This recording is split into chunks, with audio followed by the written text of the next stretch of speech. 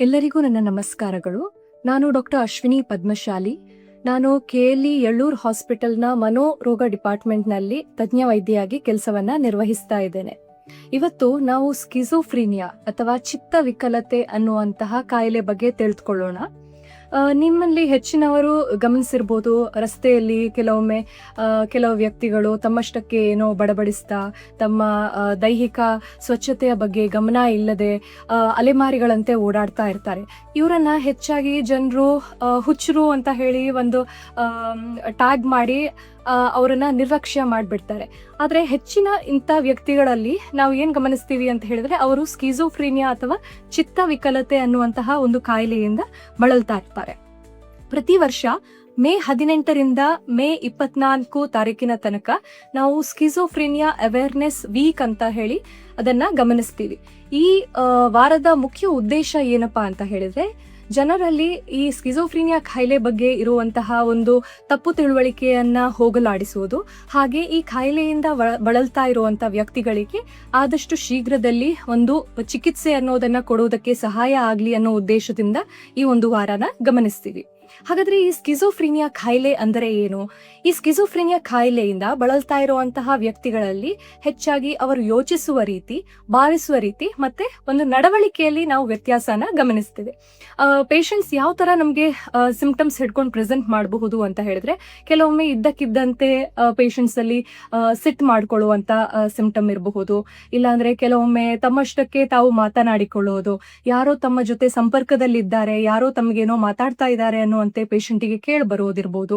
ಇಲ್ಲ ಕೆಲವೊಮ್ಮೆ ಸಂಶಯಾಸ್ಪದ ಸ್ವಭಾವ, ಯಾರಾದ್ರೂ ಮಾತಾಡ್ತಾ ಇದ್ರೆ ತನ್ನ ಬಗ್ಗೆನೇ ಮಾತಾಡ್ತಾ ಇದ್ದಾರೆ ಅಂತ ಹೇಳಿ ಅನುಮಾನಿಸುವುದು.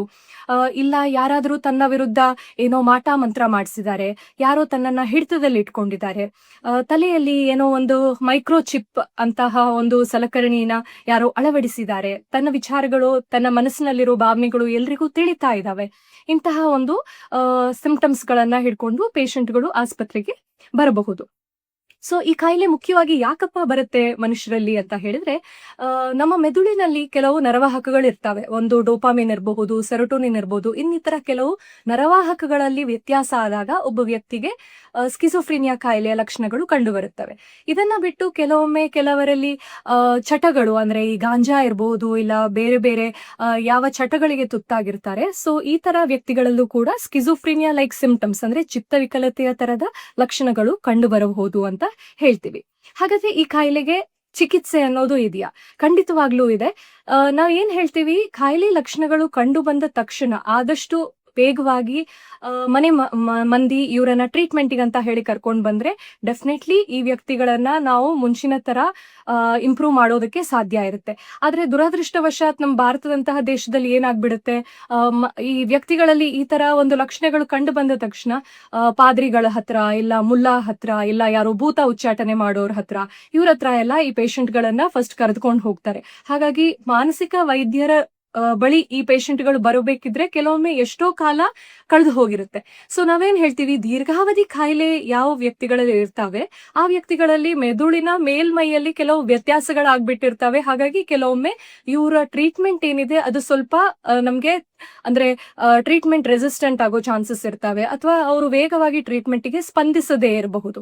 ಇನ್ನು ಕೆಲವೊಂದು ಬಾರಿ ನಾವೇನ್ ಹೇಳ್ತೀವಿ, ಯಾವ ವ್ಯಕ್ತಿಗಳಲ್ಲಿ ಈ ಸ್ಕಿಜೋಫ್ರೀನಿಯಾ ಕಾಯಿಲೆ ಜೊತೆಗೆ ಖಿನ್ನತೆ ಲಕ್ಷಣಗಳಿರ್ತಾವೆ, ಇಲ್ಲ ಅಂತ ಹೇಳಿದ್ರೆ ಆತ್ಮಹತ್ಯೆಯ ಒಂದು ಪ್ರಯತ್ನವನ್ನ ಮಾಡಿರ್ತಾರೆ, ಆವಾಗ ವಿದ್ಯುತ್ ಕಂಪನ ಚಿಕಿತ್ಸೆ ಇಲ್ಲ ಎಲೆಕ್ಟ್ರೋ ಕನ್ವಲ್ಸಿವ್ ಥೆರಪಿ ಅನ್ನೋ ಟ್ರೀಟ್ಮೆಂಟ್ ಅನ್ನು ನಾವು ಕೊಡ್ಬೇಕಾಗಬಹುದು.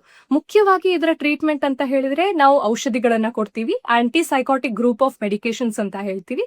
ಸೊ ಈ ಮಾತ್ರೆಗಳನ್ನ ರೋಗಿ ನಿಯಮಿತವಾಗಿ ತೆಗೆದುಕೊಂಡಾಗ ಈ ಕಾಯಿಲೆ ಲಕ್ಷಣಗಳೆಲ್ಲ ಕಡಿಮೆ ಆಗೋದಕ್ಕೆ ಸಾಧ್ಯತೆ ಇದೆ. ಯಾವ ವ್ಯಕ್ತಿಗಳು ಮಾತ್ರೆಗಳನ್ನ ತೆಗೆದುಕೊಳ್ಳೋದಕ್ಕೆ ಒಪ್ಪೋದಿಲ್ಲ ಅಂತವರಿಗೆ ತಿಂಗಳಿಗೊಮ್ಮೆ ಅಥವಾ 15 ದಿವಸಕ್ಕೊಮ್ಮೆ ನಾವು ಡಿಪೋ ಇಂಜೆಕ್ಟಬಲ್ ಆಂಟಿಸೈಕಾಟಿಕ್ಸ್ ಅನ್ನೋದನ್ನು ಕೊಡ್ಲಿಕ್ಕೆ ಸಾಧ್ಯ ಇದೆ.